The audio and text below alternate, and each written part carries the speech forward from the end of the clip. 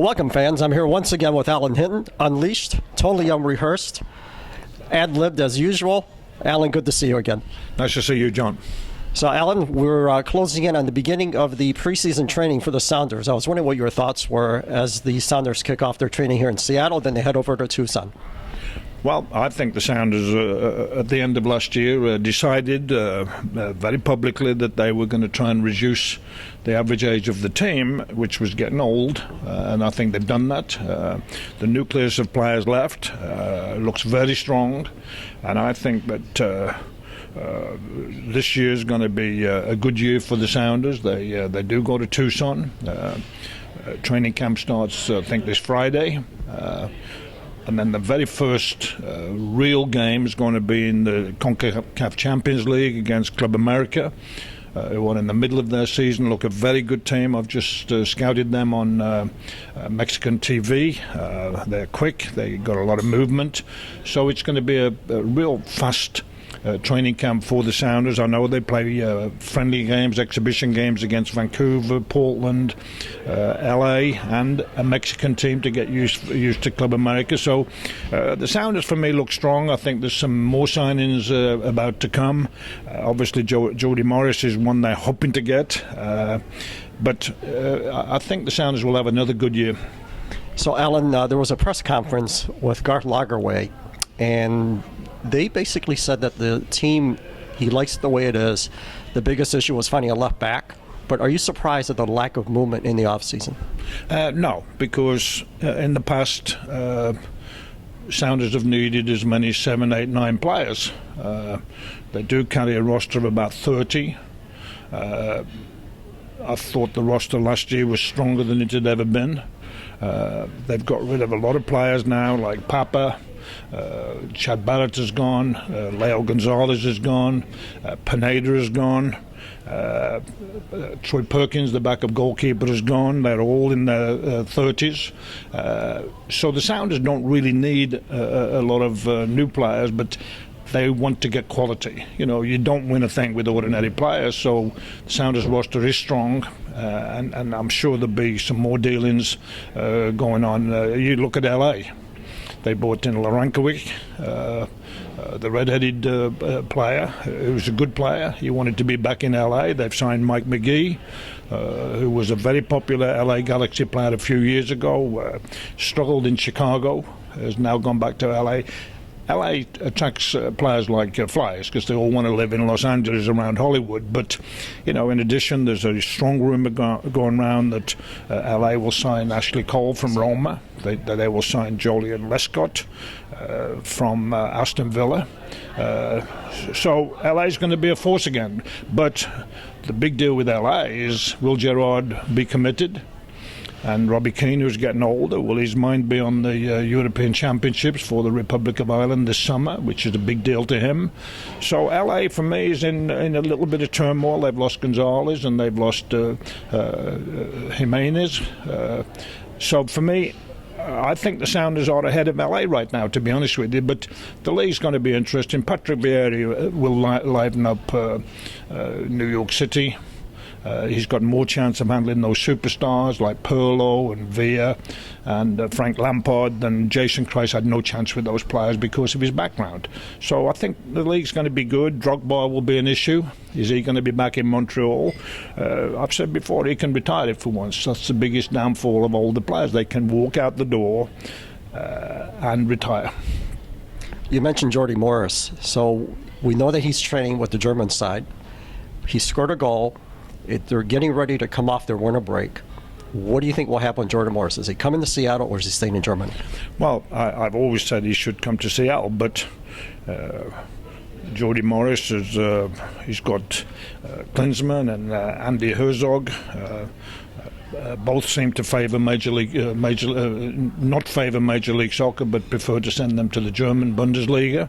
There's a clear connection between Andy Herzog, who's a former Werder Bremen player. Clearly, he's the one that recommended Jody Morris to go sign for them. Has he signed for them? I think we'll know by Friday. This Friday, Werder Bremen, or Friday or Saturday, they play at Schalke. Werder Bremen is third from bottom in the Bundesliga. Will they get relegated?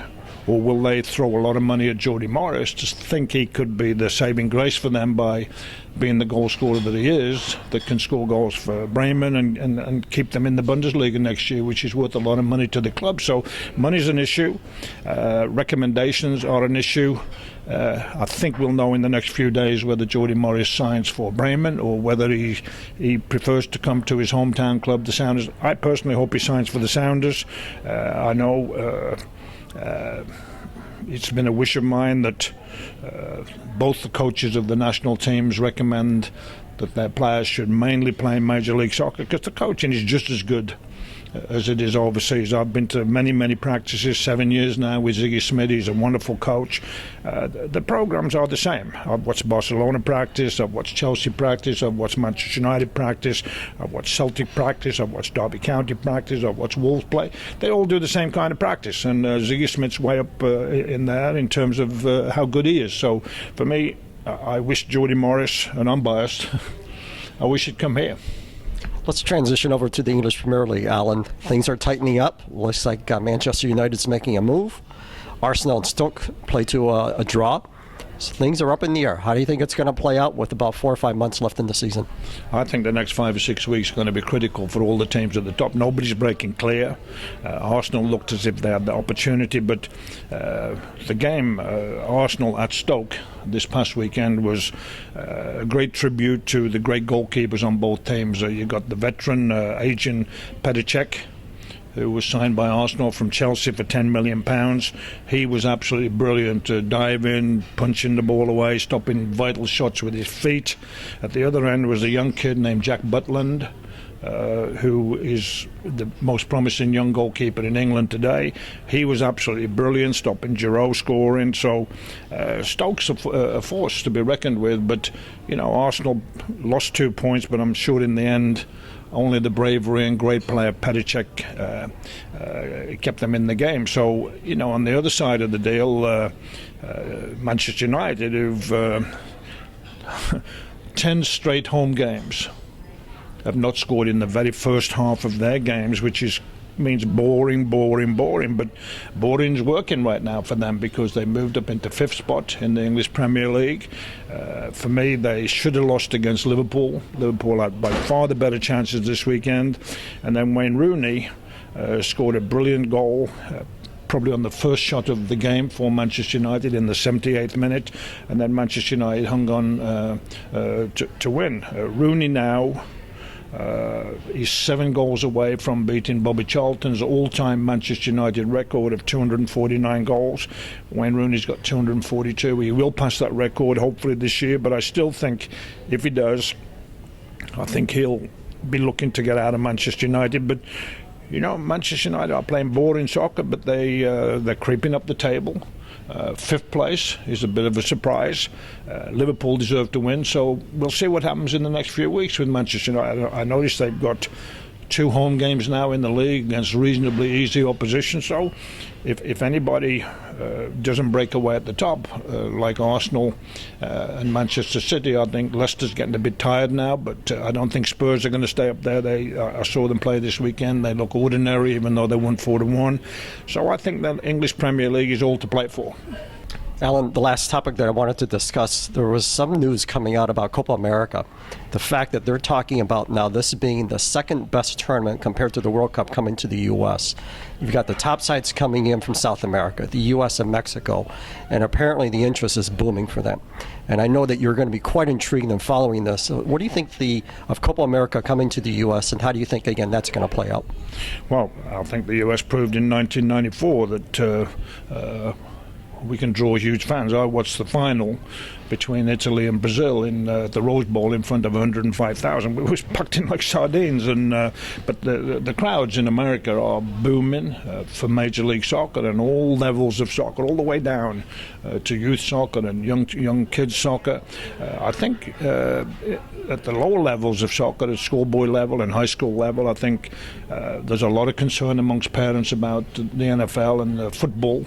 And all the concussions that their kids are getting. So soccer is the beneficiary of that. Plus, NBC Sports Network, NBC, the big station, Fox, ESPN, Univision, beIN Sports, they're televising world soccer in abundance in America, which it can only help soccer fans go out and see the play in Major League Soccer. So I think Major League Soccer is in for a great season. The Copa America will also be advantageous for the American fans to go and see the Brazilians, to see the Argentinians, the American team play, see if we've made any progress.